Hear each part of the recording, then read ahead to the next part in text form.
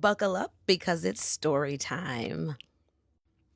When my children were 6, 4, 2, and Ezra was a baby, I was in 8 different Bible studies within a 30-minute radius from my house right here in Laurel, Maryland. In 6 of these studies, I was the only Black woman in the study. And because most of these studies offered childcare for the moms, my 4 Black children were the only children being cared for in these rooms while I sat in the study. So let me be very clear. I am very comfortable in all white spaces, but my comfort has never come with ignorance.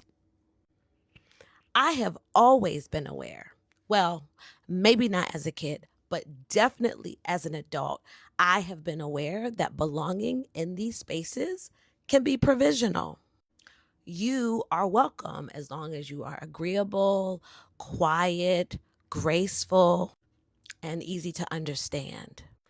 But the moment you stop performing, the moment you share an opinion that challenges white racist thought, the warm climate, it can change.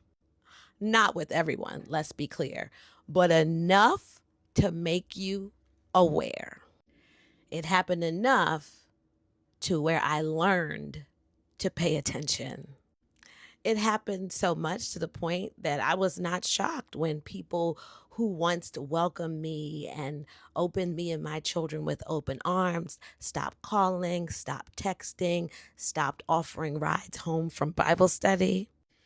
After I shared that I voted for Obama, not once, but twice, after I wore a Black Lives Matter t shirt to one of those studies. Or really anytime I said something in study or shared something on my personal Facebook page that they didn't want to hear about race. Because awareness teaches you to notice what politeness tries to hide. Can you be the only Black person in an all white space and feel completely comfortable?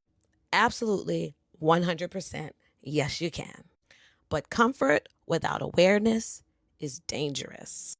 See, my mother raised me to love all people the way God calls us to love all people. But she also raised me to not be ignorant. This was not racism. This was wisdom. Y'all, my first boyfriend was white. Most of my friends from high school were white.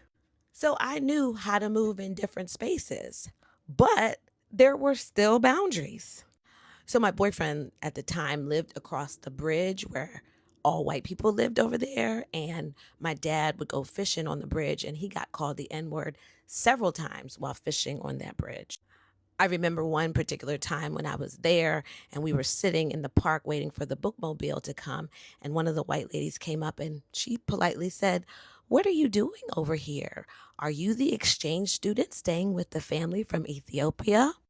When my then boyfriend shared that, no, she's my girlfriend, you could see her whole face turn red. This was 1996, not 1952.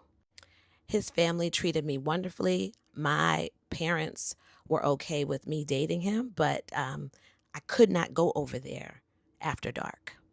If all my white friends were going away on a trip when I was in high school, my mom would say, "Who all gonna be there?" And if nobody that looked like me that she knew was going, guess who wasn't going? Yeah, senior week didn't happen for me in Ocean City, and I was hot. Did I understand those boundaries then? No. Did I appreciate them then? Absolutely not. But as an adult, I understand what my mother was teaching me. She was not teaching me hate. She was teaching me history. She was teaching me discernment. She was teaching me survival. And now, as a mother, there are certain things, baby, that I just will not do. There are certain spaces I will not send my children to. And there are spaces they absolutely cannot go unless I'm there with them. Because as Maya Angelou says, when someone shows you who they are, believe them. And here's the truth. I can name so many Bible toting, Christian card carrying people who have no idea that they are 1000% racist. They remind me of the scene in Hidden Figures when the white lady says in the bathroom, despite what you think, I have nothing against you people. And then Dorothy Vaughan responds, and I know you probably believe that. And this is the part. Some people really believe that they are harmless, but their silence, their discomfort, their bias, their voting patterns, their jokes, their reactions, their comments, they all tell the truth. So, yes, teach your children to love. Teach your children to navigate in all spaces, but also teach them history, teach them discernment, and teach them how to survive. Baby, this is not hate. This is parenting. You teach your children not to touch a hot stove because you know the danger is real. You don't hate the stove. You simply refuse to let your children be burned by something they were never taught to recognize. Awareness is not hatred. Awareness is protection. And let me just say this clearly. The true gospel of Jesus Christ does not ask Black and brown people to be ignorant in order to protect white comfort. Just because someone says that they are Christian doesn't mean that they are free of bias.